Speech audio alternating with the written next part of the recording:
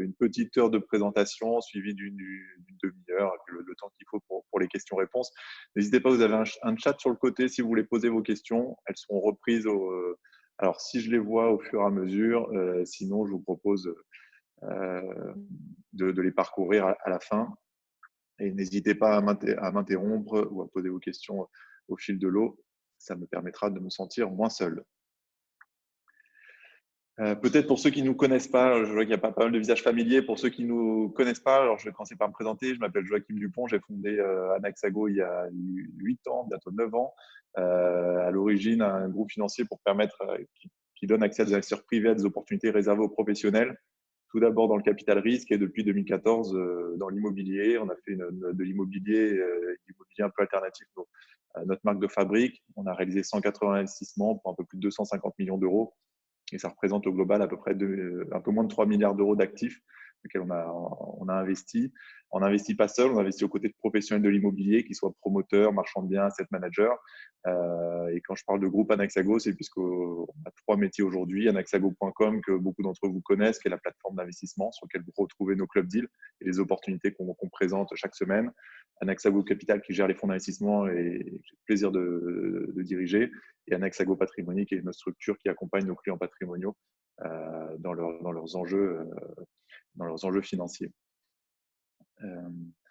En quelques mots aujourd'hui, pour que vous compreniez bien aussi l'angle qu'on va donner à la présentation, c'est qu'Anaxago, on développe des stratégies qu'on appelle value-add ou opportunistes, c'est-à-dire qu'on investit pas on investit dans l'immobilier, mais que sur certaines classes d'actifs et surtout sur certaines stratégies. Quand on parle de stratégie value-add, ce sont des stratégies qui ont, comme leur nom l'indique, une vocation à créer de la valeur ajoutée. Créer de la valeur ajoutée soit par les travaux, soit par du travail sur les actifs, la gestion des locataires ou juste le repositionnement. Et on s'intéresse un peu moins aux investissements qu'on va estimer plus traditionnels, les investissements core, c'est-à-dire l'investissement de long terme dans des actifs stabilisés sur lesquels les rendements sont plutôt faibles et sur lesquels il y a un petit peu moins de travail à réaliser. Et donc, ce qui peut expliquer pour ceux qui ne connaissent pas la teinte peut-être de certains de nos commentaires durant la présentation. Ce que je vous propose comme ordre du jour, vous pouvez crier si ça ne vous convient pas. Premièrement, c'est de parcourir un peu cet impact de la deuxième vague sur le marché immobilier. On avait déjà réalisé un premier webinaire sur la même thématique lors du premier confinement. Et donc, voir finalement ce qu'on sait, ce qu'on ne sait pas, les certitudes qu'on peut avoir. Et avec ces certitudes, nous permettre un petit peu de scénariser le futur et de comprendre finalement ce qu'on peut vraisemblablement attendre du marché dans ces prochaines semaines et ces prochains mois. Ensuite, je vous propose de passer au deuxième chapitre qui est plutôt ce qu'on appelle chez nous la crise sous forme de catalyseur de tendance. C'est-à-dire il y a très peu de tendances qui sont nouvelles finalement avec ce Covid. Il y avait des tendances baissières qui se sont confirmées et qui sont encore plus prégnantes. Il y avait des tendances haussières qui se confirment encore. Et il y a quelques nouvelles tendances, comme la chute dans l'hôtellerie, etc., mais qui peuvent être perçues comme passagères. Ensuite, je vous propose un troisième volet. Faut-il encore investir dans l'immobilier? Alors, on est mal placé pour vous dire que non, mais en tout cas, on essaiera de voir pourquoi on pense que oui. Et je vous propose ensuite de dédier une trentaine de minutes aux questions-réponses. Alors, j'ai essayé de regarder, je ne sais pas comment vous lisez un peu la presse au quotidien. Et en fait, quand on regarde tout ce qui se dit, tout ce qu'on peut lire au quotidien sur le marché de l'immobilier, on peut devenir un petit peu fou et se demander finalement si, les journalistes se parlent, s'ils analysent tous les mêmes chiffres, ou est-ce que finalement c'est nous qui ne comprenons plus rien au marché de l'immobilier. Quelques articles que vous pouvez retrouver, et les derniers articles, alors ça va de Capital à France Info en passant par Les Échos ou même Se Loger, c'est qu'on voit que d'un côté, on a des articles qui sont dithyrambiques en disant que le marché immobilier s'est jamais aussi bien porté, les prix jamais été aussi hauts. De l'autre, l'immobilier risque de boire la tasse en 2021 et 2022 en France, avec un ton très apocalyptique qu'on peut retrouver. Les notaires qui nous disent le marché immobilier entre incertitude et attentisme, l'immobilier de bureau en Île-de-France sur un scénario noir. Et donc finalement, quand on lit tout ça, quand on regarde tout ça, vous êtes en droit de ressentir, on est en droit de ressentir. Alors pour les plus jeunes, la photo de gauche, pour les plus cultivés ou les plus âgés, la photo de droite. Et donc, à travers ce webinaire, on va essayer de comprendre un petit peu finalement les tendances, ce qui est vrai, ce qui n'est pas vrai, et surtout ce que nous savons. Alors, on ne va pas essayer de faire de projections et de plans sur la comète, mais en tout cas d'avoir des certitudes pour se forger des convictions. Une chose est sûre, on le sait, c'est une épidémie, ça se diffuse entre 8 et 12 semaines. Donc finalement, la question, c'est plus de savoir combien on aura de vagues que combien de temps vont durer les vagues, puisque ça s'est prouvé dans le premier confinement, ça c'est en train de se retrouver. On arrive au pic et donc finalement, on sait qu'on sera à peu près libéré entre mi-décembre si tout va bien, fin décembre si c'est un peu plus long. Par contre, la vraie question à laquelle on peut se poser, c'est a priori, tout le monde se laisse penser qu'il y aura une troisième vague. Et finalement, quel sera l'impact de cette troisième vague? Est-ce que la courbe d'apprentissage nous permettra de passer totalement outre d'un point de vue économique, ou en tout cas dans le quotidien des affaires? Deuxième chose qu'on sait, c'est qu'il y a des progrès notables qui ont été réalisés dans la recherche d'un vaccin, mais que rien ne sera disponible avant, au mieux, fin 2020, à la fin de l'été 2021, donc au début du troisième trimestre. Et ça, c'est au mieux, avant que ce soit un vaccin disponible pour toute la population. Donc, il y a encore un an, à minima, à attendre avec cette espèce d'incertitude. Donc, on peut être très optimiste, mais en tout cas, il n'y a pas forcément de raison de l'être avant fin 2021. On peut se dire aussi que le plus dur est derrière nous au niveau sanitaire, parce qu'on a appris, parce qu'on peut se dire qu'on apprendra encore dans les prochaines semaines et dans les prochains mois, que tout le monde s'organise, aussi bien les entreprises, les ménages, le gouvernement, mais qu'il y a les challenges économiques restent pour eux devant nous. C'est-à-dire qu'on a été relativement bien préservés d'un point de vue économique grâce au PGE, grâce au soutien et la mobilisation des pouvoirs publics. On voit qu'il y a eu les prêts garantis par l'État, l'aménagement des loyers, les réductions d'impôts pour les foncières qui permettent aussi d'accompagner les commerçants les plus touchés. Mais que potentiellement, la vague de chômage, elle est devant nous et donc les particuliers qui font une partie du marché immobilier pourraient être soumis à des tensions financières un peu plus importantes. On constate également, ça c'est une certitude, que les mouvements de fonds et les tendances baissières comme haussières qui existaient avant Covid, elles se maintiennent post-Covid, à l'exception peut-être uniquement de l'hôtellerie. On voit que le marché, le commerce, on parlait déjà de retail bashing il y a plusieurs années, il se maintient, c'est de plus en plus compliqué pour les retailers, les commerçants de manière générale. On voit que l'immobilier de logement et le résidentiel a toujours le vent en poupe, etc. Donc on voit qu'il y a ça joue vraiment comme catalyseur, mais finalement ici il n'y a pas de grandes inconnues sur ces marchés-là. À la différence du premier confinement, on sait aussi que le marché immobilier ne va pas s'arrêter totalement. Il y aura moins de transactions, ça va ralentir notamment parce que le gouvernement a demandé à ce que les agents immobiliers arrêtent les visites. Donc, on peut penser qu'il y aura moins de transactions dans les prochaines semaines, les prochains mois. Mais par contre, la grande différence du premier confinement, c'est que les chantiers ne sont pas à l'arrêt.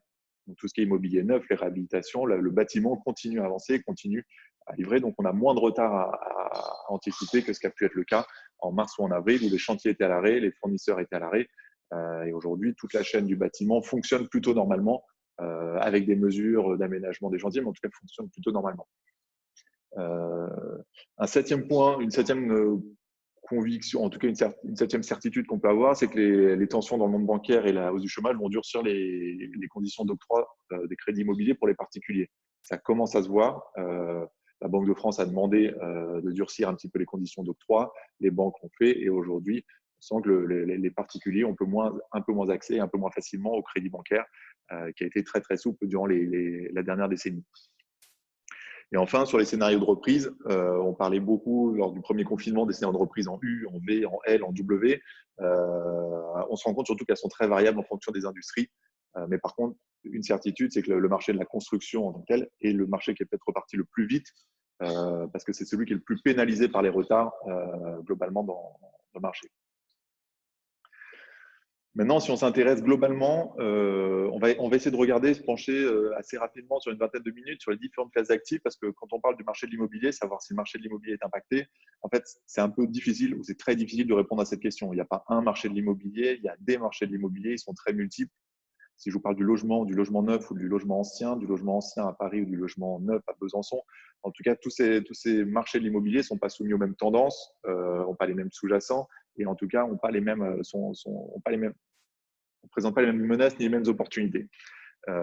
Donc l'idée ici, c'est de faire un zoom assez rapide sur les principales classes d'actifs pour essayer de mieux comprendre et avec à chaque fois un chiffre à l'appui pour essayer de comprendre un peu la tendance. Alors le marché, déjà si on commence par l'immobilier neuf, c'était le gros de nos activités au sein d'Anaxago. on se rend compte que dans le neuf, le marché est attentiste depuis plusieurs mois. Ce n'est pas nouveau, ce n'est pas lié au Covid. Le marché était complètement à l'arrêt. Il y a moins 20% de mise en chantier en 2019 par rapport à 2018. Et ça, c'est un phénomène qui s'explique par notamment l'attentisme lié aux élections municipales.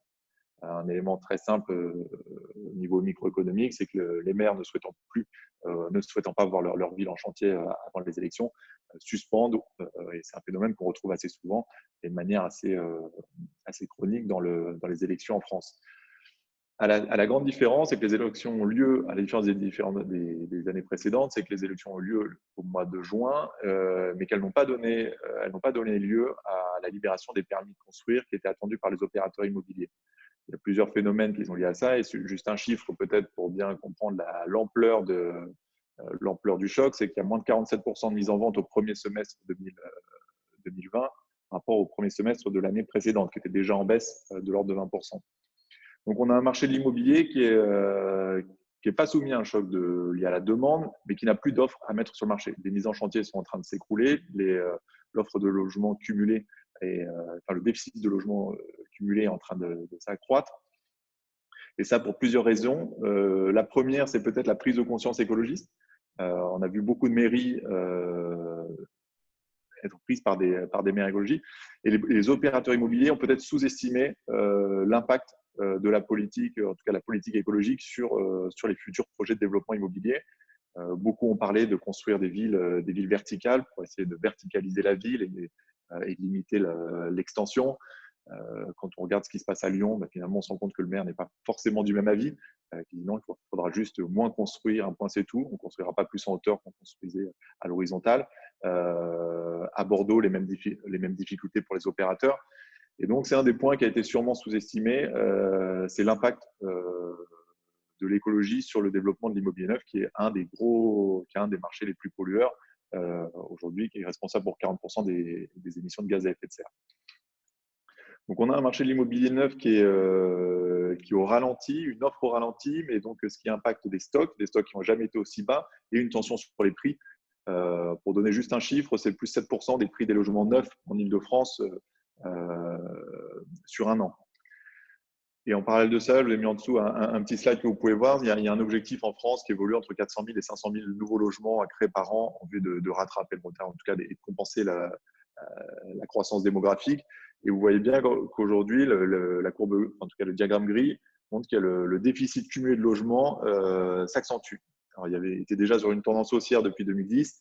Et là, avec la chute des permis de construire et des mises en chantier, on se rend compte qu'il y a une véritable tension de plus en plus importante. Et on n'a pas atteint le niveau de mise en chantier et d'autorisation administrative depuis 2010.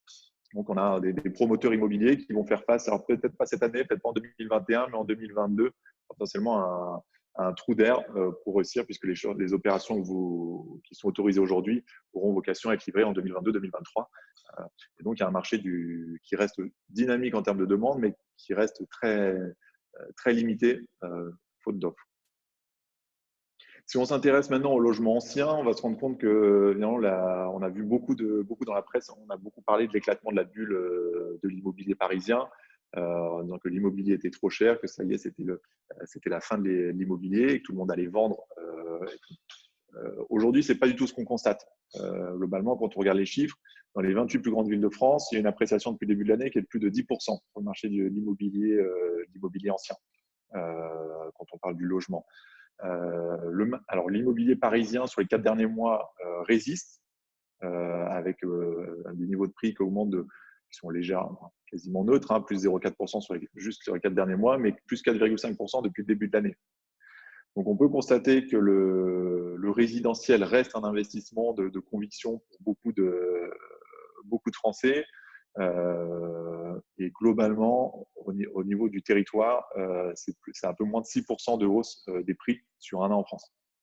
Donc, on se rend compte qu'on a un marché du logement qui est assez résilient et qui bénéficie aussi en région et plus qu'à Paris. On a quelques points d'attention, par contre, dans ce paysage. On l'évoquait un petit peu tout à l'heure. C'est les phénomènes qu'il faut qu'on garde à l'esprit. Le premier, c'est les durcissements des conditions d'octroi des crédits bancaires pour les particuliers.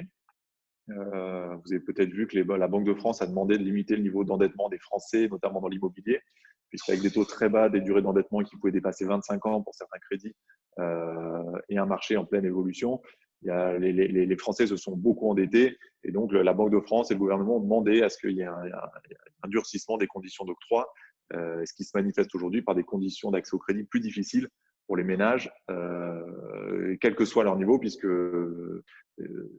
les durcissements s'appliquent à peu près l'ensemble des typologies d'acquéreurs et d'emprunteurs. On a malgré tout une incertitude macroéconomique qui pousse les ménages à décaler les projets immobiliers. Donc ça s'est vu, on voit qu'il y a pas mal des projets immobiliers qui sont décalés, et aussi un ralentissement qu'on commence à sentir à Paris sur les biens de plus grande surface.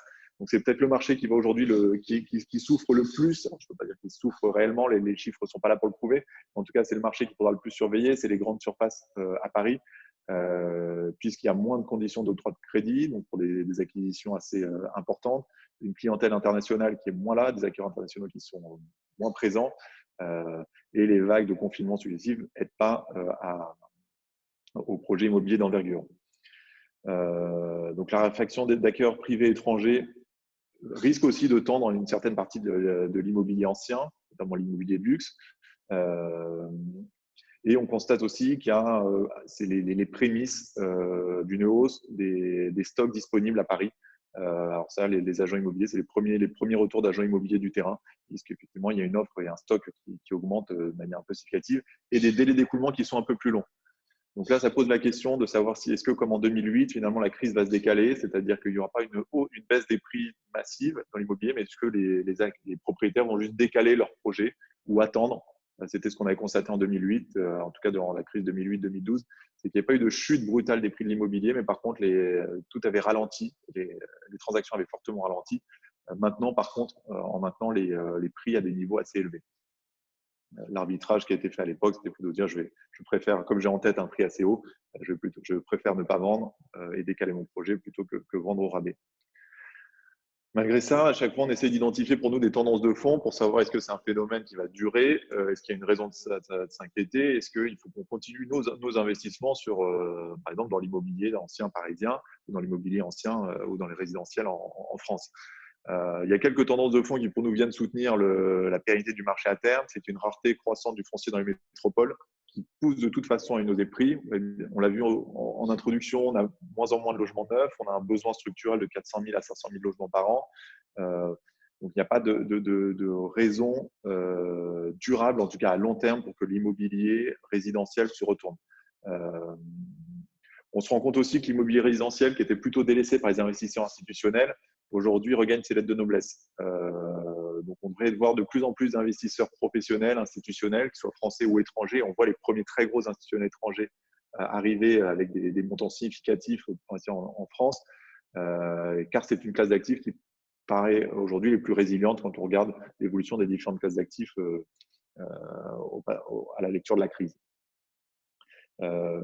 Et on a un deuxième enjeu qui est l'enjeu de la réhabilitation environnementale, on y reviendra, et le besoin de l'immobilier plus vert, mais qui sous-tend aussi la nécessité de transformer cet immobilier résidentiel qui est aujourd'hui très, très énergivore. Une tendance qui est liée à l'hébergement d'un peu plus loin, c'est tout ce qu'on va appeler l'immobilier géré, l'hospitalité, puisque ça devient une classe d'actifs à part entière. On parle de résidence étudiante, de résidence senior, de résidence de co-living. On a l'impression que c'était des épiphénomènes, et finalement ça s'est matérialisé, surtout pour le co-living, jusqu'à devenir des vraies classes d'actifs où les investisseurs institutionnels se positionnent sur ces actifs, à la seule différence d'un immeuble, d'une résidence classique, c'est qu'on va ajouter du service. Donc, quand on parle de co-living, on va ajouter des parties communes à l'image finalement d'une résidence étudiante ou d'une résidence service senior. Donc, on se rend compte ici que le marché est impacté à court terme, notamment pour les résidences étudiantes, avec les cours à distance qui sont en train de se multiplier pour certaines facs et certains lycées. On voit qu'il y a une meilleure résilience pour tout ce qui va concerner les résidences seniors, et que le risque, finalement, il ne porte pas ici tant pour les investisseurs que pour les exploitants. Donc, en fait, la beauté de ce modèle-là pour les investisseurs, c'est de dire finalement, j'ai un seul locataire, qui est une société d'exploitation, et le risque finalement de vacances, il est délégué à cette société d'exploitation, et c'est elle qui doit gérer la vacance et son taux de remplissage. Donc aujourd'hui, les acteurs qui vont être le plus susceptibles d'être touchés dans cette crise-là, ce sont les opérateurs qui sont uniquement sur des exploitants dans des résidences étudiantes. On pense qu'il y a cette flexibilité va être recherchée de plus en plus aussi bien par les acquéreurs quand on regarde les tendances de fonds qui pourraient porter ce marché. Si on s'intéresse uniquement aux résidences seniors, on se rend compte qu'il y a une résidence senior, enfin un logement pour 10 000 seniors dans les grandes villes françaises. Donc il y a quand même un potentiel de développement qui reste devant nous. Il y a une tendance aussi à la vente de services au-delà de la nuitée, avec l'émergence des résidences gérées. Donc, finalement, je vais payer une nuitée ou je vais me déplacer pour vivre quelque part 1 mois, 2 mois, 3 mois, 6 mois, si je suis en déplacement professionnel en vacances. Et je vais avoir un panel de services, un petit peu comme les condominiums qu'on peut voir aux États-Unis. Et cette demande de flexibilité, elle est de plus en plus croissante pour une part de la population qui est de plus en plus nomade. Donc l'accès à la propriété devenant de plus en plus compliqué, notamment dans les villes dans les plus grandes métropoles, on se rend compte qu'il y a une recherche de flexibilité et une quête d'acquisition à tout prix qui est peut-être un peu moins présente chez les nouvelles générations, en tout cas au sein des populations d'indépendants. Et peut-être le dernier élément avec la tendance de fond qui peut faire que le marché se développe assez réellement et que la demande reste forte pour ces actifs et donc les valorisations restent élevées, c'est que ce sont des actifs qui représentent une taille suffisante. On parle souvent d'actifs qui font au minimum entre 5, 6, 7 millions d'euros et qui peuvent dépasser les 30, 40 millions d'euros. Et ce qui les rend assez éligibles finalement, puisque ce sont des actifs en monopropriété d'une taille suffisante qui rend ces actifs attractifs pour des investisseurs institutionnels qui finalement achètent, ont un seul locataire qui gère la vacance. Et donc, finalement, ce sont des investissements qui nécessitent peu de gestion et pour des niveaux de rendement assez élevés. Puisqu'une résidence-service en France, ça se valorise en tout cas, ça a des niveaux de rendement qui sont entre 4,2 et 4,8 pour les moins bien placés. Une des tendances, par contre, qui est nouvelle, quand on regarde en quelques chiffres, c'est le marché de l'hôtelier. Je n'ai pas besoin de m'appesantir dessus. On sait que aujourd'hui, il y a le syndicat, l'Union des métiers de l'hôtellerie estime qu'il y a plus de 20% des entreprises qui sont menacées de faillite dans le nombre d'hôtelleries. Donc, c'est un marché qui va être le plus impacté. On se rend compte aussi que c'est les hôtels économiques, les hôtels 1 et 3 étoiles qui réagissent le mieux à cette crise, qui bénéficient d'une part des reports et qui étaient moins exposés à une clientèle internationale. Et on voit aussi qu'il y a des tendances de fond qui étaient là encore une fois avant le Covid et qui vont peut-être se confirment. C'est les nouvelles formes d'hébergement qui étaient déjà assez concurrents d'une forme d'hôtellerie. Avec Airbnb en tête, on l'a beaucoup vu et on a vu qu'Airbnb a réussi à tirer son épingle du jeu pendant le confinement en repositionnement et en repositionnant auprès d'une clientèle essentiellement domestique. Il y a la recherche d'expérience qui a vu émerger aussi les boutiques hôtels qui vont peut-être aussi adresser de manière plus facilement une clientèle domestique et qui n'était pas forcément très dépendante d'une clientèle internationale. Et par contre, c'est une demande internationale de tourisme et d'affaires qui ne devrait pas redémarrer avant 2022-2023. Quand on regarde la dernière étude Inextenso qui est sortie et qui prévoit pas de retour à la normale avant au moins 2 ou 3 ans. Maintenant, si on s'intéresse peut-être, on a vu là, c'est les marchés qui finalement se portaient dans le résidentiel, qui se portaient bien, dans le marché qui reste porté par une demande assez forte, de même dans l'immobilier géré. Par contre, quand on s'intéresse au monde à l'univers du bureau et de l'immobilier commercial, là finalement on ouvre un tout autre univers et là qui est peut-être le plus chamboulé aujourd'hui. Donc j'ai commencé par les bonnes nouvelles. Je ne sais pas si j'ai bien fait, mais en tout cas, ce qui nous permet, en fait, la conviction qu'on porte au sein d'Anaxago, c'est que quand on regarde toutes les classes d'actifs confondues dans l'univers financier, l'immobilier de bureau apparaît pendant des années comme une valeur refuge. Alors, ce n'est pas vrai dans tous les pays du monde, mais en tout cas, l'immobilier de bureau français, notamment et parisien, est perçu comme une valeur refuge pour beaucoup d'investisseurs internationaux. Et quand on regarde, il y a le petit graphique de droite que je vous présente. En fait, on se rend compte que vous avez la comparaison entre les investissements, les volumes investis par les investisseurs étrangers entre 2019 et 2020. Donc, on se rend compte que les États-Unis, la zone Europe, hors zone euro, la zone euro et les investisseurs domestiques en France ont tous augmenté leur investissement dans le bureau cette année par rapport à l'an dernier. Seuls les investisseurs d'Asie et du Moyen-Orient, qui représentaient 27% des investissements, sont passés à 4%. Donc finalement, quand on se dit année noire pour l'immobilier, oui, ce sera une année noire pour l'immobilier, pour les prises à bail. Parce que quand on regarde un seul chiffre qu'il faut peut-être bien garder en tête, c'est qu'il y a moins de 50% de prises à bail en Ile-de-France depuis le début de l'année. Donc c'est un choc de la demande des occupants. Mais par contre, en tant que classe d'actifs, en tant que telle, on se rend compte que les investisseurs étrangers restent présents et restent présents avec des proportions encore plus importantes, peut-être. Donc le marché de l'immobilier de bureau, il va être chahuté avec une demande qui est de moins en moins, qui va être très faible a priori pendant encore les prochains mois, voire les prochains trimestres, et un niveau de prix à bail qui devrait, en tout cas, qui devrait pas redémarrer avant 2021. Ce qui est plutôt une bonne nouvelle. Pourquoi? Parce que quand on regarde où investissent les investisseurs étrangers, ils investissent plutôt dans des actifs prime, c'est-à-dire des actifs bien situés, bien loués, avec des beaux fermes et des entreprises avec de bonnes signatures. Et en fait, finalement, tout ce qui n'est pas prime, aujourd'hui, vous aviez un immeuble de 5000 m² dans Paris, mais pas dans le quartier central des affaires. Finalement, votre locataire s'en va. D'un actif prime, ça va potentiellement être un actif qui va plus du tout intéresser les investisseurs qui pouvaient s'y intéresser 3 mois plus tôt. Parce que le rendement n'est plus stabilisé, parce qu'il y a une incertitude sur l'occupation, etc. Et donc, ça ouvre toute une panel d'opportunités pour les investisseurs qu'on appelle les investisseurs value-add, ce que vous disiez en introduction, pour tous les investisseurs qui vont être capables de dire je vais chercher plus de risques et cet actif qui est à risque, finalement, je vais le dérisquer parce que je vais retravailler l'actif, que ce soit à travers des travaux, à travers des droits à construire, à travers un repositionnement, à travers une transformation d'un bureau en logement, à travers le repositionnement d'un bureau peut-être un peu en voie d'obsolescence, un bureau plus moderne qui pourrait être adapté à du flex office, à du coworking, etc.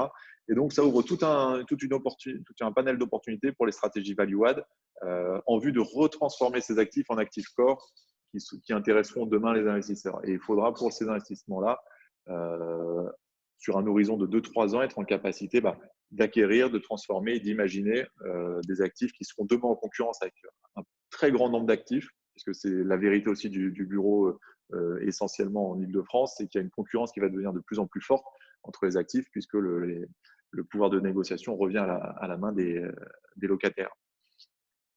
Ce qui veut dire aussi que côté propriétaire, il ne faut pas vendre ses actifs, mais par contre, on peut s'attendre à ce qu'il y ait des mesures d'accompagnement qui soient de plus en plus importantes. C'est ce qu'on avait vu là aussi en 2008, avec les valorisations des actifs immobiliers, en tout cas de bureaux, n'ont pas forcément été impactées de manière aussi importante que ce qu'on aurait pu imaginer, parce que des mesures d'accompagnement ont été mises en place. Et aujourd'hui, on commence à voir sur le marché les premiers signaux faibles où on voit des mesures d'accompagnement de 4 mois, 6 mois, 12 mois pour permettre au locataire de prendre à bail et lui permettre de bénéficier de 4 mois, 6 mois, 12 mois de loyer offert par le propriétaire. Et donc, on pense que là, on va encore une fois, c'est les fondamentaux qui vont primer, c'est l'emplacement, la qualité du locataire, la qualité du bâtiment, le taux d'occupation, et surtout, est-ce que le bâtiment est dans l'air du temps? Est-ce que demain, une entreprise qui aura le choix décidera d'implanter son entreprise et se développer? Si on fait un petit zoom sur les bureaux en Ile-de-France, vous avez des côtés demande, on se rend compte que c'est là que le bas blesse. Vous regardez à gauche, vous avez la demande, l'évolution de la demande placée. Donc, on se rend compte qu'elle est moitié moindre en 2019. Voilà, là, on est qu'au 3e trimestre. Donc, a priori, le dernier trimestre ne va pas changer drastiquement la donne. On a une demande placée qui est très faible, un nombre de transactions, pour les transactions supérieures à 5000 m², qui est très en deçà de ce qu'on a pu constater les années précédentes. Et donc, avec un marché qui est plutôt à la main là, des locataires. Et en même temps, ce qui nous permet aussi de relativiser un petit peu, c'est quand on regarde l'offre disponible en mètres carrés et le taux de vacances, on se rend compte qu'il finalement, on était sur des plus hauts, enfin, il était sur des plus bas par contre en 2019, et on retrouve les niveaux de 2017, et avec des taux d'occupation qui restent très élevés, des taux de vacances qui restent très faibles, notamment dans le quartier central des affaires, où on est en deçà de 2,7%. Donc, on avait un niveau de tension aussi sur l'offre disponible en Paris, intramuros et dans le quartier central des affaires.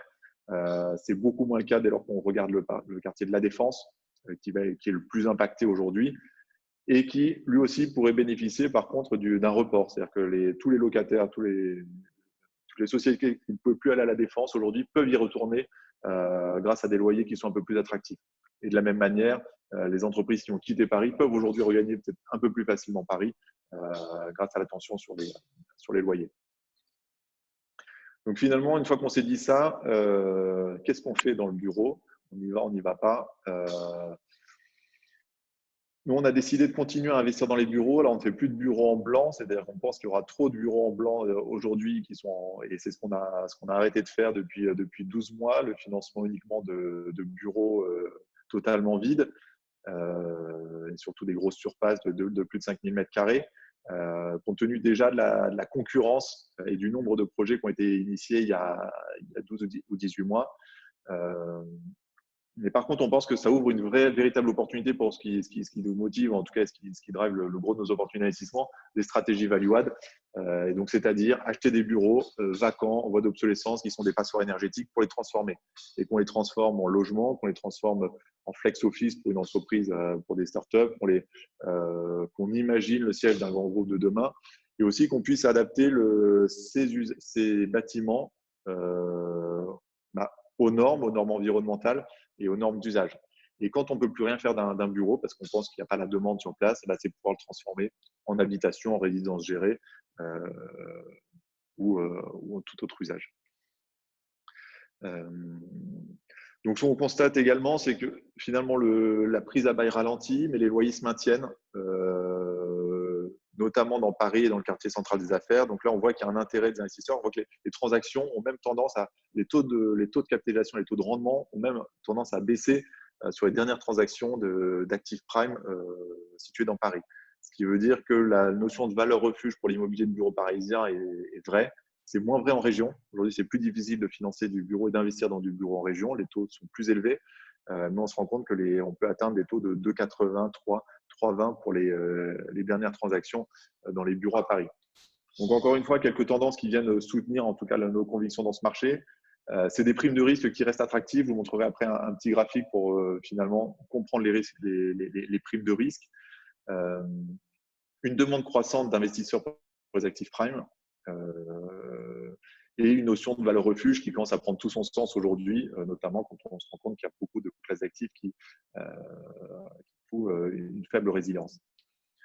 On a historiquement également des taux de vacances bas, ça on l'a vu, mais des bureaux qui doivent s'adapter aux nouveaux usages. On couvre non pas forcément un intérêt pour les investisseurs traditionnels core, mais un intérêt pour les investisseurs value-add qui sont prêts à transformer et en tout cas à travailler les actifs. Bon, en termes de commerce, je ne vais pas forcément passer trop de temps sur la stratégie liée au commerce parce que juste un chiffre pour voir l'étendue des dégâts. Ça fait plusieurs années qu'on parle de retail bashing chez les investisseurs, que les investisseurs ne s'intéressent plus du tout, ou en tout cas de moins en moins au retail, qui a du mal à se transformer, qui doit faire face à la concurrence du e-commerce. Depuis le début de l'année, les CBRE, les Échos ont publié un baromètre, c'est plus de 200% de mètres carrés disponibles pour les commerces, toute activité confondue, et ça partout en France. Donc on voit effectivement, si vous habitez dans des métropoles, vous voyez les rues qui commencent à être désertées de commerce. Ce n'est pas un mouvement nouveau, il y a eu plusieurs mouvements, les mouvements sociaux, les gilets jaunes, le premier confinement. Donc c'est plusieurs difficultés qui ont été à répétition. Les plus touchés seront évidemment les galeries commerçantes et les galeries commerciales et les centres commerciaux, mais pas que. On voit aussi que le commerce de proximité pour les biens qui ne sont pas de première nécessité souffre, notamment dans l'habillement, dans le retail au sens large, dans le luxe, qui est privé d'une clientèle internationale aussi. Et donc aujourd'hui, pour ces exploitants, il y a deux scénarios envisagés, en tout cas pour les propriétaires ou les investisseurs, si on investit dans le commerce. C'est soit accepter une perte sèche des loyers, et se dire que finalement, on va accompagner les exploitants. Soit c'est une hausse de la vacance liée à des faillites ou en tout cas des enseignes qui sont plus en mesure de payer le loyer. En tout cas, quoi qu'il arrive, on aura un double effet avec une prime de risque qui augmente chez les investisseurs. C'est-à-dire qu'on va chercher un rendement un peu plus élevé pour investir dans le commerce aujourd'hui et une baisse des rendements liés au loyer plus faible, donc à la valeur économique des loyers plus faibles, qui pourrait impacter un peu durablement cette tendance. Dans les tendances de fond, c'était la concurrence accrue du e-commerce qui était déjà présente, on ne vous apprend rien. On voit par contre qu'il y a une résilience des commerces alimentaires et des commerces de première nécessité, des commerces de proximité, qui viennent finalement rendre assez séduisants les investissements dans des boulangeries, dans des supermarchés, dans des supérettes, etc., qui rendent ces investissements en tout cas plus résilients. On se rend compte aussi qu'il y a un immobilier à deux vitesses. Il y a les principaux axes commerçants et les axes qui sont plus lointains, les axes secondaires qui, eux, souffrent le plus. Et que les marques n'ont pas encore adapté tout à fait le changement qui est lié au retail. Il faut faire encore de grands changements avec une nécessité d'avoir des lieux de destination. Il y a un besoin toutes les études le prouvent, il y a un besoin, une recherche d'expérience de plus en plus accrue. C'est ce qu'a réussi à faire Beaugrenelle, par exemple, en faisant un lieu de destination d'un centre commercial qui était totalement obsolète, en tout cas, je ne sais pas si on peut appeler ça un centre commercial, mais en tout cas, à recréer une zone de chalandise à travers l'expérience au quotidien. Vous voyez assez bien dans ce slide-là, on voit la compensation directe et l'impact, la chute de la fréquentation des commerces et l'effet sur le e-commerce directement. Donc, c'est une étude qui a été faite. On voit la croissance d'année en année par pays du commerce de détail et du e-commerce. Donc, on voit bien que finalement, ça compense. Par exemple, si on regarde en Angleterre, on voit que c'est moins 23% pour le commerce de détail et par contre, c'est plus 30% pour le e-commerce de marché. En France, on est à peu près sur la même tendance, moins 12% pour le commerce de détail, plus 17% pour le commerce pour le e-commerce. Donc, on se rend compte qu'il y a vraiment un jeu de… Pendant longtemps, on a dit que le taux de pénétration du e-commerce n'allait pas affecter le retail durablement. On se rend compte qu'aujourd'hui, on peut se passer de plus en plus du retail et en tout cas des magasins physiques au détriment d'Internet. Et ce sera de plus en plus vrai avec la hausse des taux de pénétration. Vous voyez les petits triangles bleus qui indiquent les taux de pénétration du online retail dans le marché. Mais par contre, la bonne nouvelle, en tout cas quand on est investisseur, c'est qu'on peut se positionner, en tout cas se regarder une autre classe d'actifs qui, elle, bénéficie complètement, ça c'est le corollaire, qui va complètement bénéficier de cette tendance. Et vous voyez en bas à gauche, c'est la performance des REIT. Donc les REIT, ce sont les fonds d'investissement cotés dans le monde, donc un petit peu l'équivalent de nos SCPI. Et vous voyez la performance depuis le début de l'année de ces fonds d'investissement par classe d'actifs. Vous avez en bleu clair et en doré toutes les classes d'actifs qui sont liées aux actifs logistiques, industriels et data centers. Et donc, on se rend compte que ce sont quasiment les seules classes d'actifs qui bénéficient d'une croissance depuis le début de l'année avec le résidentiel et les quelques REIT très diversifiés qu'on peut identifier ou les fonds dédiés à la promotion immobilière. Donc finalement, ce graphe-là, il représente bien la tendance actuelle du marché, à savoir le retail et les REIT retail qui subissent le plus, les REIT hôteliers, ceux liés également aux bureaux très diversifiés. Mais par contre, que tout ce qui est classe l'immobilier tertiaire un petit peu alternatif, self-storage, logistique, data center, entrepôt, etc., bénéficie clairement de la hausse du e-commerce. Il y a cette hausse du e-commerce et il y a une autre tendance de fond qui vient souligner cette demande. On en a beaucoup parlé pendant le premier confinement, on en parle un petit peu moins pendant le deuxième confinement parce que les échanges internationaux ont repris. C'est la nécessité de restocker, de redévelopper une capacité de stockage au niveau national, pour que ce soit pour des produits de première nécessité ou autres. En tout cas, il y a un véritable sujet, en tout cas les questions qui sont posées autour de la mondialisation et de la mondialisation des stocks. Aujourd'hui, il fallait bénéficier de stocks au niveau local pour des questions écologiques dans un premier temps, pour des questions de souveraineté dans un deuxième temps. Et donc, ça devient un enjeu majeur d'être en capacité de développer ces capacités logistiques. Un chiffre peut-être à retenir, c'est quand on regarde le marasme aujourd'hui, si vous suivez la cotation des foncières cotées en France, on se rend compte que les REIT spécialisés sur ces classes d'actifs ont pris plus de 30% depuis le début de l'année. Et donc, là encore, une opportunité d'investissement dans les prochaines années. Alors, je vous ai posé beaucoup de questions. Merci. Alors, je n'ai pas eu le temps de… Je vais les reprendre une par une si ça vous va. Après, je finis rapidement comme ça sur cette partie-là. À moins que… Oui, très bien. Et donc, une fois qu'on a vu tout ça, une fois qu'on s'est dit que finalement le marché immobilier était soumis à plusieurs tendances, on voit que pour faire simple et en synthèse, que l'immobilier résidentiel finalement reste très résilient. On aura toujours besoin de se loger, d'être hébergé. On est très accompagné en France et pour toutes les classes d'actifs, toutes les populations, puisqu'il y a un besoin de logements sociaux qui reste assez important. Il y a un besoin de logements à prix intermédiaire et à prix modéré qui reste assez important. On voit que le bureau reste, en tout cas, le bureau bien placé va rester une tendance, en tout cas. Il faudra peut-être réimaginer le bureau, réimaginer les espaces, réimaginer la façon dont on travaille aussi avec l'avènement du télétravail, d'autres tendances fortes. Et on voit aussi finalement que tout l'immobilier très alternatif, les logistiques, les data centers, l'immobilier géré, ce qu'on appelait comme l'immobilier alternatif, est en train de rentrer, est en train d'être poussé par des tendances très fortes. Donc maintenant, une fois qu'on a dit ça, est-ce qu'il faut continuer à investir dans l'immobilier? Si oui, comment? Et si oui, dans quoi? Notre conviction, nous, on a eu une conviction en tout cas qui nous permet d'évacuer le sujet assez rapidement, c'est quand on regarde les primes de risque. Si on n'investit pas dans l'immobilier, dans quoi est-ce qu'on peut investir? Dans les obligations d'État, on voit aujourd'hui que, par exemple, la prime de risque est bien plus élevée, elle est quasiment 3 à 4 fois plus élevée que ce qu'elle était en 2009, puisque le taux sans risque en 2009, si vous regardez ce graphique, il était plutôt autour de 4%, si on regarde l'Euribor. Alors, on était au sommet de la crise, hein, on était en plein milieu de la crise, en tout cas financière. Mais finalement, l'immobilier n'a pas vraiment réagi. L'immobilier est resté sur des niveaux de rendement qui étaient autour de 5%. Et par contre, on a vu les taux sans risque s'écrouler depuis la crise de 2008 pour devenir négatifs.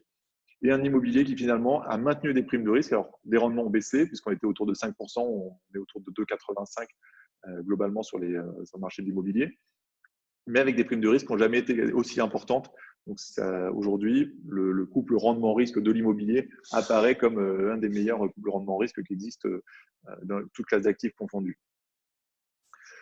On a quelques opportunités qui viennent soutenir pour nous durablement l'immobilier français, quoi qu'on en dise, et finalement, peu importe la situation, elle joue comme catalyseur. Il y a de nouveaux phénomènes, il y a le télétravail qui s'est accéléré, il y a la fuite des métropoles qui pourrait aussi être un phénomène qui s'accélère. Mais en tout cas, on pense qu'il y a des éléments, en tout cas, on a des convictions assez fortes sur les opportunités qui soutiennent durablement l'immobilier français. Mais un certain type d'immobilier. En tout cas, c'est peut-être ça la différence, c'est qu'aujourd'hui, il va falloir séparer le bon grain de l'ivraie. Tout n'est pas bon dans l'immobilier. Il y a encore de l'immobilier qui reste très, très cher, qui reste sur des valorisations qui étaient peut-être surestimées. Et donc, ce qui va être important, c'est de bien investir et surtout investir sur un immobilier qu'on sera content de détenir à horizon 3 ans, 4 ans, 5 ans, voire 10 ans. Le premier constat qu'on fait, c'est que l'utilité sociale du bâtiment va primer, se loger, se rencontrer, travailler. Donc finalement, tout ce qui ne répond pas à cette utilité sociale, que ce soit, alors c'est assez large, hein, ça nous permet d'investir dans le logement social, dans des bureaux d'un certain type, dans des lieux de rencontre qui vont privilégier par exemple l'hospitalité. Et en étant certain aussi que le télétravail, par exemple, sera remplacé définitivement le travail et le besoin de bureau. Donc, ça veut dire que c'est une nouvelle façon de travailler, c'est peut-être une véritable révolution dans les organisations.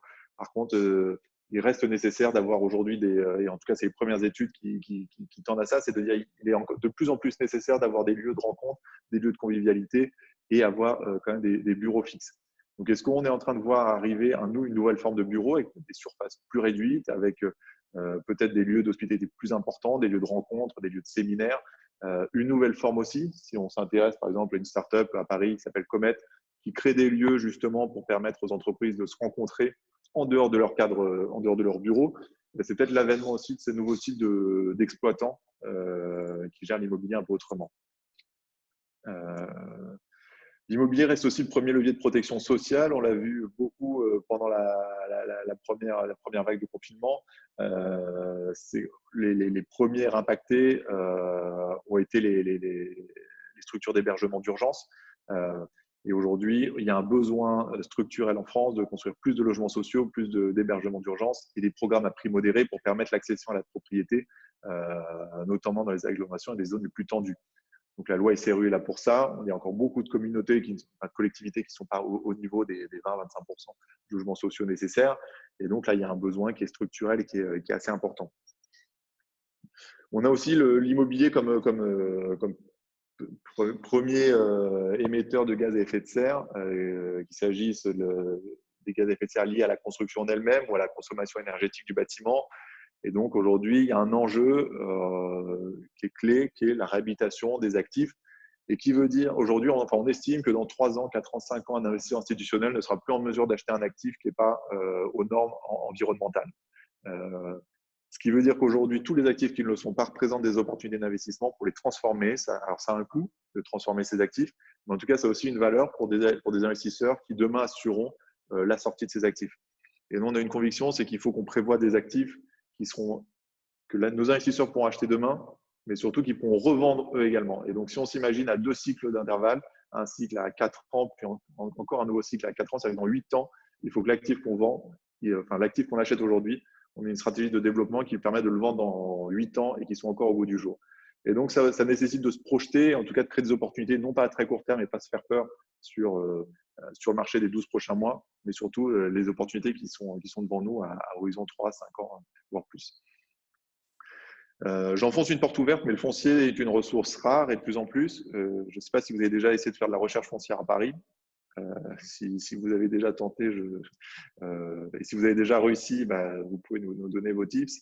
Le foncier est de plus en plus rare, les autorisations administratives sont de plus en plus rares, c'est de plus en plus compliqué de construire. Et donc, avec un parc fixe, il y a des véritables enjeux de le réhabiliter pour qu'il soit plus au temps du jour et pour aussi transférer tout le besoin et créer ces nouveaux logements disponibles. Donc, il y a plusieurs viviers. Il y a les bureaux vacants, les zones industrielles, les friches industrielles, tout ce qui va permettre finalement de transformer des actifs en voie d'obsolescence en logement. Et finalement, à la fin de la journée, quand on regarde ça, on se dit que finalement l'immobilier, c'est peut-être la dernière véritable source de rendement. Donc cette crise, elle nous donne des opportunités, y compris dans les segments les plus touchés. On fait peu de commerce, mais finalement, on a fait notre première opération commerciale il y a 2 mois, en plein milieu du Covid, parce que finalement, on se rend compte que les investisseurs n'y vont plus. Et quand les investisseurs traditionnels n'y vont plus, on pense que c'est le bon moment pour les investisseurs avec des stratégies value-add, opportunistes, d'aller pour saisir des opportunités. On est en train de céder notre première opération dans la logistique, on a essayé dans une deuxième. Et donc, on est assez actif, en tout cas, sur toutes ces stratégies d'investissement. On a une question en amont, donc je vous ai préparé une slide juste là-dessus. On a eu beaucoup de questions de nos investisseurs. Finalement, aujourd'hui, on accompagne à peu près 7000 investisseurs et familles au global. Et à chaque fois, on compare finalement dans quoi est-ce qu'on peut investir et comment on peut investir dans l'immobilier pour saisir l'opportunité.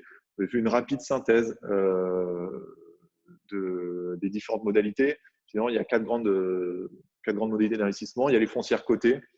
Si vous suivez l'actualité, vous avez vu qu'il se passe pas mal de choses chez Unibail, chez Clépierre, en tout cas dans les grandes foncières, chez Altaria, donc qui ont été très chahutées par les bourses. Donc aujourd'hui, c'est une des classes d'actifs. C'est le plus simple d'investir dans l'immobilier finalement, et souvent c'est de l'immobilier commercial. Et on se rend compte que celles qui tiennent le mieux, ce sont les foncières résidentielles ou très très diversifiées. Voilà. Donc nous, on en reste assez loin parce qu'on ne sait pas encore ce qu'on vont faire les marchés financiers. Il y a une forte volatilité, donc on en reste assez loin. Mais en tout cas, c'est une des hypothèses. D'autant qu'on n'a pas encore de niveau. Ces foncières qui étaient habituées à servir des niveaux de rendement assez élevés, 6-7%. Aujourd'hui, on n'a pas encore de visibilité sur le niveau des dividendes et l'impact en tout cas les contraintes que demanderont le gouvernement, ou les efforts que va demander le gouvernement pour accompagner les locataires. Il y a les SCPI. Donc, on a beaucoup parlé des SCPI ces derniers mois. Force est de constater que les rendements se sont plutôt maintenus cette année, même si les SCPI de bureau sont peut-être ou de commerce pur pourraient être les plus impactés. Les SCPI qui est assez ancienne avec des niveaux de réserve importants ont réussi à tenir les niveaux de dividendes. Nous, on est plutôt assez fans, en tout cas dans nos activités de conseil en gestion de patrimoine, des SCPI un petit peu alternatives, et notamment les SCPI dans le résidentiel, et le logement, comme Caneos, qui nous permettent d'être un peu plus résilients dans les temps à venir. Il y a toujours l'investissement direct. Donc, finalement, c'est la question de tous les dîners. Est-ce que c'est le bon moment d'investir et d'acheter son appartement en investissement locatif? Donc, si vous avez le temps, le coup de cœur et l'envie de faire les travaux, oui. Il y a beaucoup d'opportunités en ce moment sur le marché, et encore là, ça dépend vraiment des villes. Il y a beaucoup d'opportunités aussi qui ont été mises en vente sur des prix sur les plus hauts de décembre 2019 ou janvier 2020. Et donc, il y a des marges de négociation qui commencent à être un peu plus importantes et on le voit, puisqu'aujourd'hui, dans les actifs qu'on a regardés, on se rend compte qu'il y a des marges de négociation. Alors, les prix affichés sont assez élevés, mais on arrive à avoir des marges de négociation entre 5 et 10%. Donc, ça peut être le bon moment pour en bénéficier. Et je nous ai mis en dernier, mais en tout cas, le marché dans lequel on croit de manière, puisque c'est aussi un marché très opportuniste, c'est le capital développement immobilier. Et donc là, c'est les club deals qu'on peut être en mesure de réaliser ou à travers nos fonds. Et donc là, c'est investir plutôt sur des stratégies qu'on va appeler value add, donc durant 2-3 ans, pas des investissements de long terme, mais des investissements de 2-3 ans, 4 ans, en vue de transformer les actifs et de les revendre à terme. Et en tout cas, on est assez confiant, notre portefeuille se porte bien, puisqu'aujourd'hui, tous les investissements qui ont été réalisés en 2020 seront livrés en 2022, 2023.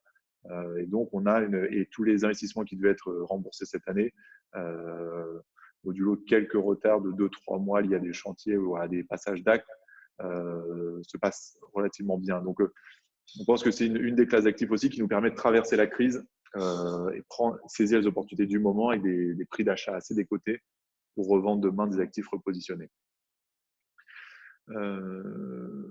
Pour faire simple, en tout cas, chez nous, sur toutes ces classes d'actifs, on a 4 convictions très fortes. On a une conviction très forte dans le logement, que ce soit produire et construire des logements neufs, transformer des bureaux, des friches industrielles, parce que la promotion nous permet d'aller chercher aussi des rendements supérieurs à 8%. Donc là, des stratégies plutôt court terme, la construction et le développement de nouveaux logements. Le bâtiment durable, parce que le marché immobilier a beaucoup évolué à cause de contraints par la réglementation thermique 2012, puis 2020.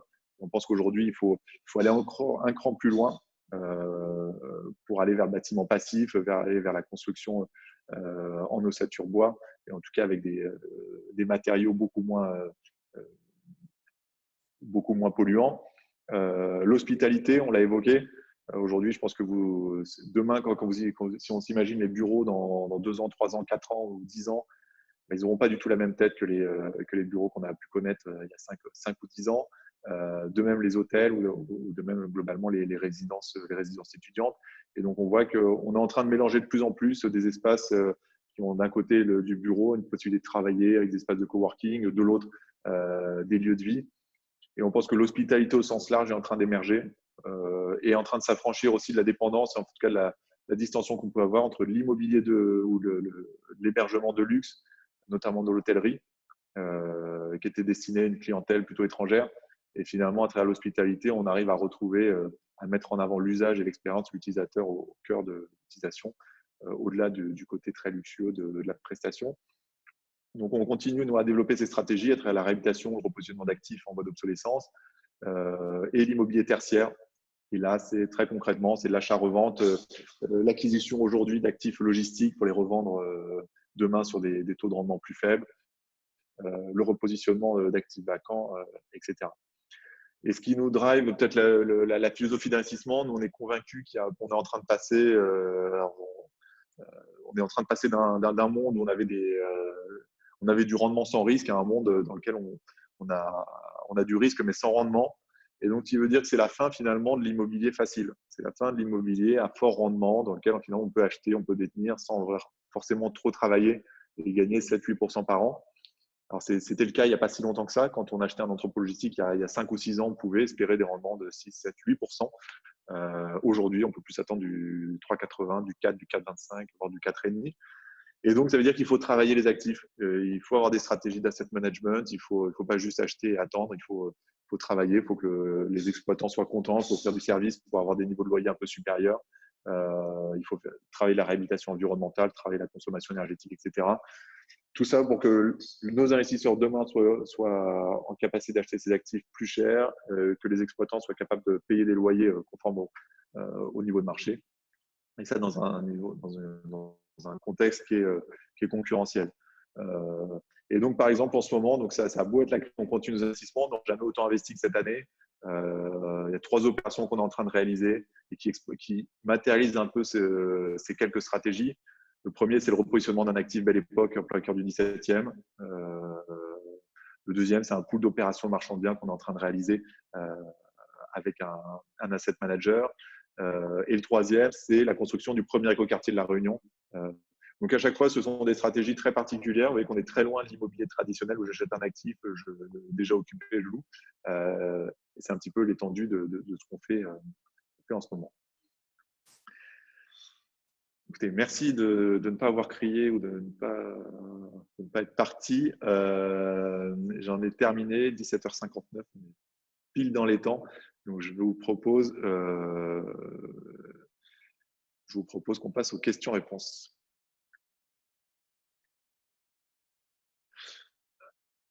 Alors, je vais juste recharger ma page parce qu'elles ne sont pas affichées.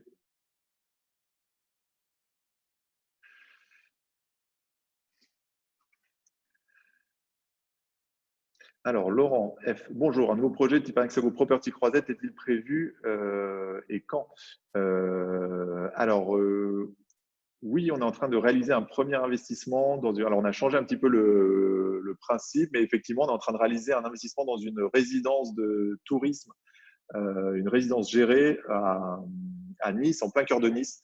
Et donc, ce sera la prochaine opération qui devrait arriver au mois de janvier, puisque nous sommes en train de finaliser nos due diligence sur cette opération, et avec un nouveau concept, c'est-à-dire une obligation qui servira avec pour objectif de servir 5% par an, avec des coupons mensuels cette fois.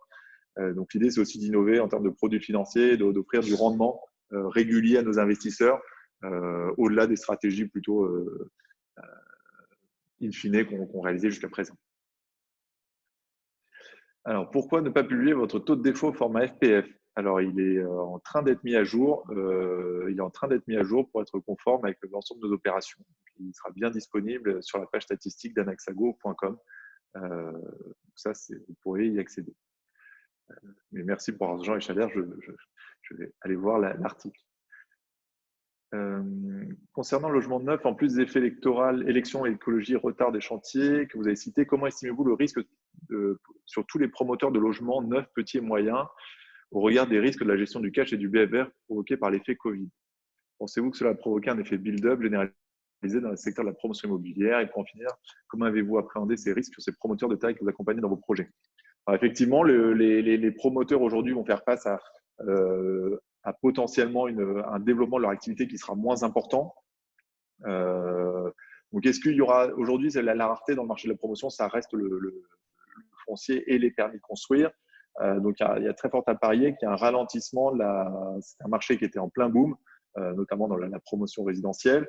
Et donc, il y a fort à parier qu'il y a un ralentissement au sein de la promotion immobilière.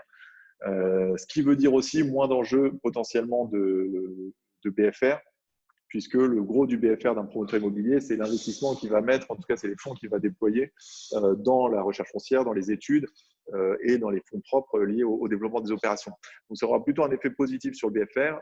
Pour les opérateurs de taille moyenne, c'est-à-dire qu'ils vont réaliser entre 50 et 100 millions d'euros de chiffre d'affaires par an, il y a des mesures d'accompagnement qui, à mon avis, qui ont été toutes mises en place, en tout cas à travers le PGE. Et est-ce qu'il y aura un build-up ou une concentration? On sent qu'effectivement, pour les gros opérateurs qui sont bien diversifiés à la fois sur le logement, sur la logistique, qui travaillent dans le logement social, etc., il y a une capacité d'investissement qui pourrait inciter les plus gros à acheter des opérateurs locaux, puisque tout le monde est à la recherche de… C'est plus crucial pour les gros opérateurs nationaux de mettre la main sur des promoteurs et donc par ricochet sur des nouveaux programmes. Donc oui, c'est un enjeu clé du moment et on commence à constater un intérêt pour les opérations de fusion-acquisition. Et dans les opérateurs qu'on accompagne, en fait, vous avez raison, c'est le premier enjeu. On va plutôt s'intéresser au projet. Le promoteur est clé. Et on va être très vigilant aux opérations de refinancement, par exemple. On appréhende ce risque puisqu'un opérateur qui viendrait nous demander de refinancer un actif, si demain il n'a pas de nouveaux développements, de nouveaux projets en développement, on va être très vigilant sur l'utilisation des fonds en cas de refinancement, etc. Et on essaye surtout d'accompagner des promoteurs qui sont positionnés sur des marchés sur lesquels on n'est pas soumis à une forte baisse de la demande. C'est-à-dire les programmes qui sont uniquement du bureau en blanc ou du commerce en blanc passeront beaucoup plus difficilement dans nos comités d'investissement. Et peut-être pour le dernier point sur la gestion des risques, ça fait 18 mois qu'on sent que le marché de la promotion est chahuté, en tout cas est soumis à une baisse de la demande. Donc, il y a eu un repositionnement plutôt assez massif de nos investissements dans des actifs réels à réhabiliter, plus que dans des opérations de promotion en tant que telles. Bonjour, ne faut-il pas élargir la réflexion et l'investissement à toute la zone euro? Alors oui, c'est une bonne remarque. Quand vous voyez les chiffres des REITs au niveau mondial, c'est même encore un peu plus large que ça. Le marché français, finalement, il reflète assez bien la zone euro. C'est un des principaux marchés en termes d'immobilier dans la zone euro. C'est le premier marché en termes de logement dans le résidentiel. Et c'est un des marchés qui attire le plus. Alors parfois on est devant, parfois juste derrière Londres en termes d'investissement étranger. Effectivement, on pourrait avoir une vision plus globale, sachant que le marché français reste assez emblématique dans les tendances. Pourquoi y a-t-il une augmentation du ticket d'entrée dans certaines de vos dernières collectes? Ne pas vous faire une réponse d'énarque. Ah, mais j'en ai pas d'autres. Alors, non, pour être très… Eh bien, écoutez, je vais me renseigner. Je vais vous dire parce que je n'ai pas la réponse. Donc, effectivement, il y a des opérations, je vois des tickets de 3 000 au lieu de 1 000 euros. Eh bien, écoutez, je vais voir pourquoi et sur quel dossier ça s'est présenté et essayer de limiter ces errements. Il semble que le pourcentage des fonds propres financés par Hexago soit de plus en plus important, jusqu'à 95% de certaines opérations. Alors, historiquement, on a toujours limité nos financements à 80% des fonds propres et depuis quelques mois, on a réalisé des opérations majoritaires. Donc, on investit 95%, mais la grande différence d'habitude, c'est qu'on détient on n'est pas financeur, on est investisseur, on détient donc pas d'habitude. En tout cas, dans les opérations historiques que vous avez pu voir sur Hexago, on était financeur en dette mezzanine, c'est-à-dire on était subordonné, mais on était prêteur. Aujourd'hui, on devient de plus en plus investisseur et quand vous voyez 95%, c'est qu'effectivement, on détient aussi 95% de l'actif sous-jacent. Donc, c'est une grande innovation puisque on n'est plus juste prêteur, on est investisseur et donc on a aussi une partie de la marge, et 95% de la marge, qui est redistribuée aux investisseurs. Donc, ce n'est pas un niveau de levier qui est plus important, puisqu'au contraire, ces opérations sont moins leveragées. Elles ont des niveaux de levier plutôt autour de entre 65 et 80%, quand les opérations en financement ont plutôt des leviers entre 80 et 90%. Observez-vous une baisse de la demande, nombre de dossiers à venir de la part des promoteurs faisant appel à vos services en matière de crowdfunding? Alors non, on ne constate pas de baisse. Alors il y a une baisse des promoteurs, oui, mais il y a une hausse aussi des opérations de marchands de biens, puisque les conditions d'octroi de crédit se font plus dures aussi. Et donc les professionnels de l'immobilier ont aussi de plus en plus de difficultés à acheter des immeubles avec des taux de levier de 80%. Souvent, les banques maintenant vont faire une première offre à 65-70%, ce qui veut dire qu'il y a besoin de plus de fonds propres pour acheter ces opérations, notamment pour les opérations de marchand de biens ou de réhabilitation. Faut-il encore investir dans l'hôtellerie traditionnelle? Alors, on peut avoir une vision cynique des choses, c'est qu'on pense que c'est le bon moment pour investir, pour réimaginer les logements de demain. Est-ce qu'on investirait aujourd'hui dans l'hôtellerie? Oui, si c'était l'hôtellerie économique ou l'hôtellerie d'urgence, ce qu'on a fait.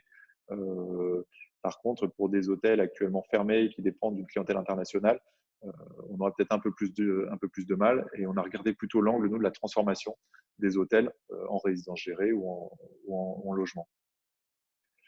Anaxao travaille-t-il un label écologique pour ses projets ou des green bonds? Alors, merci Gilles, puisque vous avez vu que le premier green bond, vous ne l'avez peut-être pas vu d'ailleurs, mais je vous incite à vous connecter sur Anaxago. Anaxago a lancé le premier green bond ouvert à des investisseurs privés à travers l'opération dont je vous parlais il y a quelques minutes, la canopée avec LCI à La Réunion. Et donc, on a développé notre propre label en interne qui nous permet de noter sur une trentaine de points de contrôle les impacts concrets, ce qui est très dur dans l'immobilier. En tout cas, tout à l'heure, on m'a demandé de ne pas faire une réponse d'énarque. En fait, quand vous regardez tous les labels qui existent d'un point de vue ESG, c'est l'impression que tous ont été produits par des énarques. Et donc, on a essayé de créer un label, en tout cas une grille de notation qui était assez concrète. Et la réponse à laquelle on veut répondre, on veut que l'opérateur nous réponde, c'est quelles sont concrètement les initiatives que vous avez prises qui permettent d'améliorer l'empreinte énergétique ou l'empreinte carbone de votre bâtiment et en quoi vous avez pris en compte les impacts sociaux du bâtiment. Donc, tout ça, c'était mis en place. On a une grille et là, vous pouvez découvrir une partie de la grille dans le premier projet qui est labellisé Green Bond avec LCI. Joachim, tu as une autre slide de questions juste avant. Ah, c'est bon. Ici, la voix. Merci. Alors, j'en vois une autre qui est passée en attendant. Pourquoi les projets immobiliers en obligation ne sont-ils pas plus souvent éligibles au PEA-PME?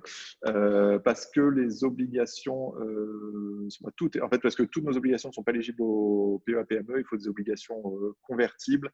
Et donc, on travaille à les rendre de plus en plus éligibles. Et c'est aussi une nouveauté pour les teneurs de registre qui ne sont pas encore tous habitués à gérer de l'obligation dans les PEA. Alors, si vous avez déjà fait des investissements en PEA, PME en fonction de votre banque, vous allez voir que soit elle est très habituée, soit elle n'aime pas du tout ça. Et donc, quand on lui dit en plus, vous allez faire du non-coté en obligation, et ben, on se retrouve avec peu d'amis banquiers à la fin de la journée. Donc, on y travaille assez fortement. Et si vous pouvez nous aider à faire les demandes auprès de vos teneurs de registre et des banques, c'est avec plaisir. Alors, un nouveau projet. Alors, pardon, j'ai déjà lu ces questions. Ah oui, pardon, j'ai commencé par la deuxième question. Alors, n'y a-t-il pas un excès d'optimisme pour les prix de vente espérés dans les dernières opérations de financement proposées 16 000 à 9 000, d'investissement défiscalisation à Marseille à 7 000 avec tempérance, notamment avec le déploiement du télétravail accéléré par la crise du coronavirus. Alors, il y a deux phénomènes qui sont intéressants en fait, aujourd'hui, c'est que l'immobilier, ça devient une classe d'actifs en tant que tel, ça devient des actifs financiers. Donc, effectivement, quand on regarde aujourd'hui, si vous faites un calcul assez simple, quand vous regardez que l'immobilier de bureau parisien rapporte entre 3 et 3,80% par an, ça veut dire qu'un investisseur, il va acheter à 3,80% par an l'actif. Ce qui veut dire qu'on décorrèle un moment la valeur vénale, donc la valeur métrique d'un actif que vous pouvez acheter, vous pouvez imaginer acheter 9 000, 10 000 euros du mètre carré, mais un immeuble, par exemple, haussmannien dans le 8e arrondissement qui va tourner autour de 800, 900 euros de loyer, si vous l'achetez 10 000 euros, il vous fait 9% de rendement par an. Or, demain, vous ne le vendrez jamais 9%, vous allez plutôt le vendre à hauteur de 3,8, 3,50, 4% en fonction de l'investisseur et en fonction de l'emplacement. Et donc, ce qui veut dire que vous n'allez pas le vendre demain 10 000, mais potentiellement 20 000 euros du mètre carré si vous le vendez à 4,5. Et en fait, on constate que, alors c'est la force en tout cas, c'est la tendance du marché, c'est que les taux de rendement sont de plus en plus faibles. Et c'est pour ça aussi que la logistique attire beaucoup. C'est-à-dire que construire un entrepôt logistique, ça coûte 1 200 euros du mètre carré. Ça peut se louer 200, 300, 400 euros du mètre carré par an. Et derrière, ça se vend à un taux de 3,5 ou 4%. Et donc, on se rend compte là aussi qu'il y a une totale décorrélation entre la valeur vénale, la valeur concrète de production de l'actif, et le prix au mètre carré. Et donc, ce qui explique pour les grosses opérations, alors ce n'est pas vrai pour tout, mais ça veut dire pour les grosses opérations qui rentrent dans les stratégies d'investissement d'investisseurs institutionnels, et ben, finalement, on peut se décorréler de la valeur métrique à partir du moment où on a un bail ferme, qu'on a un bon locataire et qu'on a une visibilité sur les cash flows. Parce qu'il ne vous viendrait pas à l'esprit, ou en tout cas, si vous trouvez l'opportunité, il faut y aller tout de suite, mais d'acheter un immeuble à 10, 11 000 ou 12 000 rue Marbeuf à un rendement de 8 ou 9%. Et donc, c'est cet équilibre qui fait que quand la sortie est imaginée auprès d'investisseurs institutionnels sur la base d'un taux de capitalisation, on peut avoir une décorrélation entre le prix de vente. Et après, il faut aussi, là, on me demandait tout à l'heure de faire une comparaison plus au niveau européen. Aujourd'hui, le marché, le bureau parisien reste assez attractif quand on le compare avec les bureaux à Londres, ou en tout cas dans d'autres capitales européennes, à Luxembourg où les marchés sont très hauts, à Genève aussi. Et donc finalement, on se rend compte qu'on est aussi bien dans le résidentiel que dans le bureau. C'est un marché français qui est attractif pour les investisseurs étrangers et qui est malgré tout, alors je ne vais pas dire bon marché parce que quand on est côté acquéreur ou privé, ça ne paraît pas bon marché du tout, mais qui est totalement, et plutôt en bas de fourchette quand on regarde nos voisins européens. Et là, même question pour la défiscalisation, c'est aujourd'hui, vous avez des mécanismes alors, est-ce que c'est bien ou pas sur les opérations de marchand de biens qui sont en défiscalisation, où finalement il y a une hausse, il y a une valeur vénale des prix au mètre carré qui sont un peu supérieurs, du fait notamment des frais de commercialisation qui sont assez élevés pour l'immobilier défiscalisé. On y revient, c'est de moins en moins vrai. Mais aujourd'hui, des immeubles défiscalisation à Marseille, c'est aussi des immeubles neufs. Il y a une anomalie à Marseille, c'est que vous trouvez de l'immobilier à 1 200 euros le mètre carré. Vous trouvez aussi de l'immobilier à 5 000 – 6 000 euros. Et en tout cas, il y a 2 marchés à Marseille. Et pour de l'immobilier neuf, bonne facture bien placée, on se retrouve aussi avec des prix qui peuvent avoisiner entre 5 et 7 000. Et là, vous avez l'effet de défiscalisation, effectivement, qui vient enchérir le tout. Date de lancement du deuxième fonds. Merci Pierre pour cette promotion. On est en train de lancer le deuxième fonds Society 2021 et qui aura a priori qui sera lancé tout début décembre pour investir principalement dans des opérations qu'on a identifiées, qu'on a évoquées, et aussi avec deux grandes thématiques, la réhabilitation environnementale et les nouveaux usages. Et on lance un fonds dédié aux entrepreneurs qui sont en réemploi d'apport-cession, un fonds qu'on appelle 150 obétaires, qui verra le jour en fin du mois. Comment fonctionnent les garanties des opérations que vous présentez? Alors, comme je vous ai dit, il y a 2 types d'opérations. Il y a des opérations dans lesquelles on est investisseur majoritaire. Donc là, la première garantie qu'on a, c'est l'actif, finalement. Il n'y a pas de garantie spécifique. On achète un actif, on va le transformer. Et donc, la seule garantie qu'on ait, c'est de l'avoir bien acheté et d'être en capacité de le revendre. Après, quand on est en financement, là, il y a tout un pool de garanties qui peut être mis en place. Quand on est en financement corporate fléché sur des opérations, on va venir se garantir sur un pool d'opérations. Quand on est en financement d'une opération spécifique en subordonné, on va avoir des nantissements de titres, on va avoir des garanties de la société mère, etc. On a assez rarement des garanties hypothécaires parce que c'est très coûteux à mettre en place et souvent, ce n'est pas autorisé par les banques qui sont de premier rang. Mais souvent, ce sont des garanties contractuelles. Sophie, les bureaux ne vont-ils pas devoir trouver d'autres destinations? Eh bien, si, nous pensons. Alors, pas tous les bureaux, parce qu'encore une fois, nous, on a la chance d'être dans un quartier, par exemple à Paris, où le taux de vacances il est inférieur à 3%, mais dans le sentier. Et donc, il y a une pénurie de bureaux. Il y a une tension très forte sur les prix. C'est le cas dans plusieurs quartiers. Et finalement, dans les centres-villes, on se rend compte qu'il peut y avoir en tout cas des taux de vacances qui sont très faibles. Mais par contre, pour tous les bureaux qui sont un peu plus excentrés, ou en tout cas dans des quartiers moins dynamiques, ou avec des taux de vacances importants, eh ben, il y a un potentiel de repositionnement pour être transformé en logement, en hébergement d'urgence en tout cas, et même des friches industrielles en capacité de redévelopper. Donc j'ai répondu, je pense, à la question de Patrick qui était dans la lignée. Olivier, comme Sophie, je serais intéressé par les méga-trends affectant le marché des bureaux, persistance sur le télétravail, délaissement des centres d'affaires comme la défense au profit du centre. Alors sur ces méga-trends, je ne sais pas si la défense ce sera un méga-trend, mais en tout cas la défense a attiré énormément de nouveaux projets. Il y a une offre, en plus il y a 2 phénomènes qui viennent pénaliser la défense et qu'il y a eu énormément de nouveaux projets et de réhabilitation et de construction de nouvelles tours qui sont arrivés sur le marché en 2020 et qui vont arriver en 2021. Donc il y a une offre qui est pléthorique. Le seul point positif pour la défense, c'est qu'elle va pouvoir bénéficier potentiellement d'un marché de report. C'est-à-dire que non, le marché de la défense ça s'adapte en termes de valeur métrique, et notamment pour les loyers.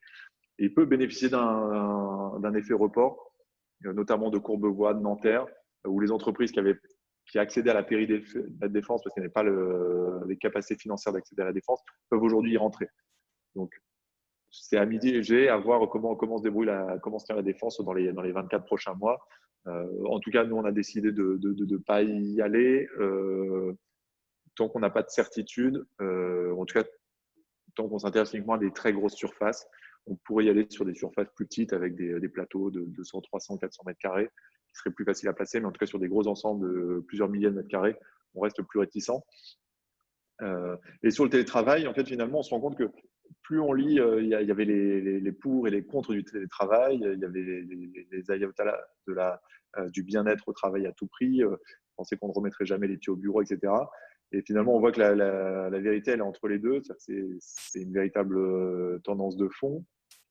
On parlait avec un administrateur récemment, c'est-à-dire finalement, est-ce que c'est la même révolution, le même niveau de révolution que quand on a connu Internet? Et Internet, ça a révolutionné la manière dont les gens ont travaillé. Donc aujourd'hui, le télétravail, ça va devoir changer l'organisation, ça va devoir s'adapter. Mais par contre, tout ce qu'on est en train de lire et toutes les entreprises dans lesquelles ça fonctionne sont tous d'accord sur un même point, c'est qu'il faut des lieux de rencontre, il faut beaucoup plus investir dans des séminaires, dans des lieux de rencontre, dans finalement des lieux pour que les personnes qui veulent venir puissent venir et en même temps que les équipes puissent se rencontrer régulièrement, etc. Donc, ça veut dire que les bureaux vont peut-être se transformer avec moins de places assises, pas 100 places assises pour 100 collaborateurs, mais peut-être avec 20 ou 30 Parce qu'il faut maintenir, de toute façon, pour les gens qui ne veulent pas faire du travail ou qui ne sont pas en capacité de le faire, des lieux de présence. Et en tout cas, il va falloir continuer, il va falloir investir au moins autant. Les premières études aussi sortent la valeur économique du télétravail en disant finalement on économise sur la surface, et finalement on a quasiment autant d'euros à investir dans l'animation managériale, dans les équipes et dans les rencontres. Donc finalement, d'un point de vue économique, on consomme moins d'immobilier récurrent, mais par contre, on va consommer un autre type d'immobilier à travers les séminaires, à travers les rencontres, à travers les séminaires d'équipe, etc. Donc, c'est intéressant de voir que le budget immobilier n'a peut-être pas diminué, mais il va se répartir pas uniquement sur les bureaux, ce qui donne aussi des opportunités pour le flex office et pour les espaces mixtes. On parlait d'hospitalité, mais on pense que c'est un des axes qu'il va falloir explorer pour ne pas subir tout simplement cette vague du télétravail.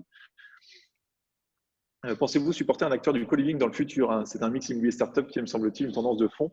Alors, oui, effectivement, alors, depuis le début, on a plutôt accompagné des opérations de co-living. On a peu investi dans les acteurs parce que c'était investir dans des acteurs finalement pour des business models assez traditionnels, hein, c'est des exploitants. Et jusqu'à présent, on n'a pas investi dans des exploitants hôteliers. Mais par contre, on a investi dans des opérations et on a accompagné le groupe Babel, par exemple, The Babel Community, dans le développement de 3 résidences, 2 à Marseille, une à Grenoble. Pas en finançant l'entreprise, mais en finançant les projets. Et c'est un pari aussi, puisqu'en fait, il faut faire le pari de l'immobilier, mais il faut aussi faire le pari de l'exploitation. Et là, c'est des paris mixtes en termes de prise de risque, où finalement, on a les deux approches. D'un côté, financer la réhabilitation pour imaginer c'était un immeuble vacant au milieu de l'avenue de la République pour le premier quand on a investi en 2015. Il fallait aussi porter l'exploitation. Avoir un restaurant qui tourne, avoir des coworking qui sont occupés, un espace de co-living qui permet aussi d'être occupé pour avoir un certain niveau de taux d'occupation et donc être en capacité de le revendre ensuite demain à un investisseur. Comme Damien, abordez-vous l'investissement avec gestionnaire unique, étudiant, senior, nouveau hébergement, en piochant dans l'immeuble hôtel potentiellement à la casse?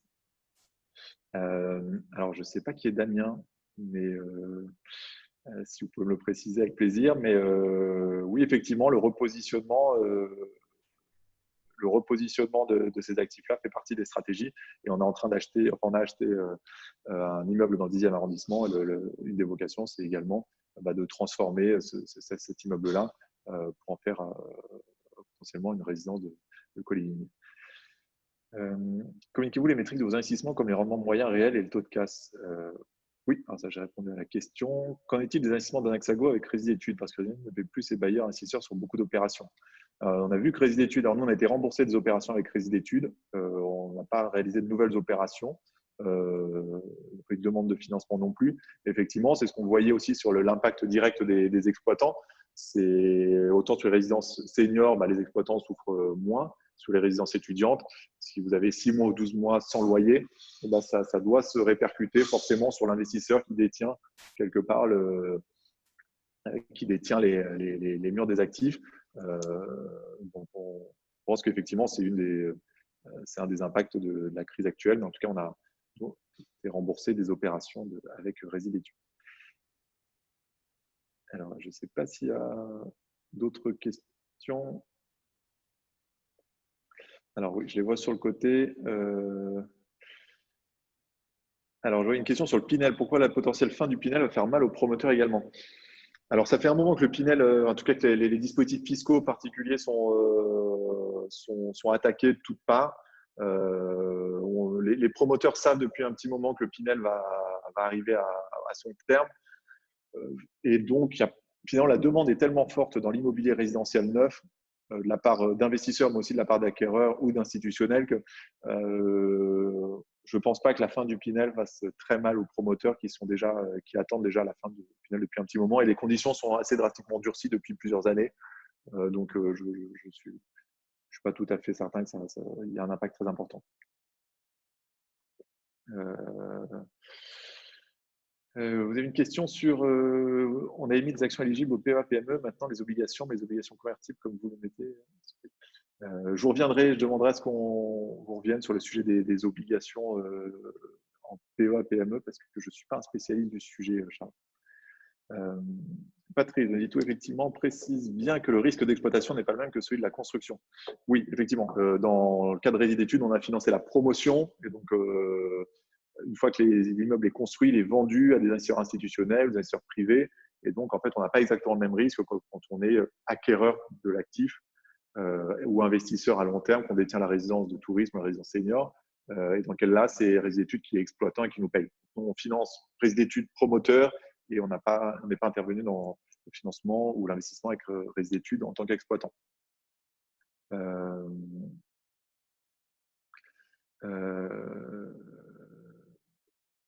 Oui, alors sur les sites comparatifs, oui, j'ai répondu tout à l'heure. On publie les métriques, donc vous pouvez les trouver.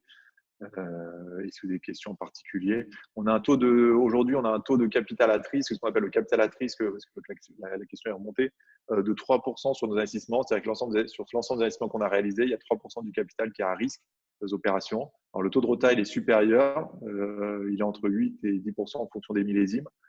C'est le principal risque, c'est un risque de retard. Et ensuite, si on perdait 100% sur nos participations qu'on estime à risque, on en perdrait 3% du capital qui était investi depuis l'origine dans un Hexago.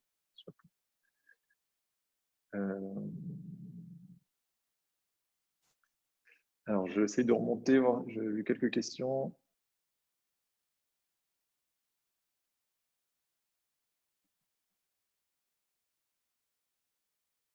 Je vois qu'on a des fans de la newsletter de Caroline aussi. Donc, si, comme moi, vous lisez le dimanche matin. Bon, bah, écoutez, je pense que j'ai parcouru toutes les questions. Merci beaucoup. On a dépassé. Non, on n'a pas dépassé. On s'est laissé pile. Il nous reste 4 minutes. Donc, je suis preneur d'une dernière question si vous le souhaitez. Sinon, un grand merci. Vous êtes restés plus de 130 à être restés jusqu'au bout. Donc, merci de votre confiance. Si vous voulez aller plus loin avec nous, si c'est la première fois que vous nous rencontrez, en tout cas, on se fera un plaisir de vous accompagner sur ces différentes stratégies d'investissement, que ce soit via un accès au capital ou via les clubs d'Icon en ce moment.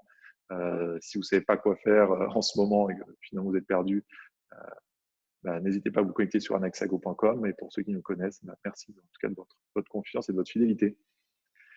Très bonne soirée et à bientôt.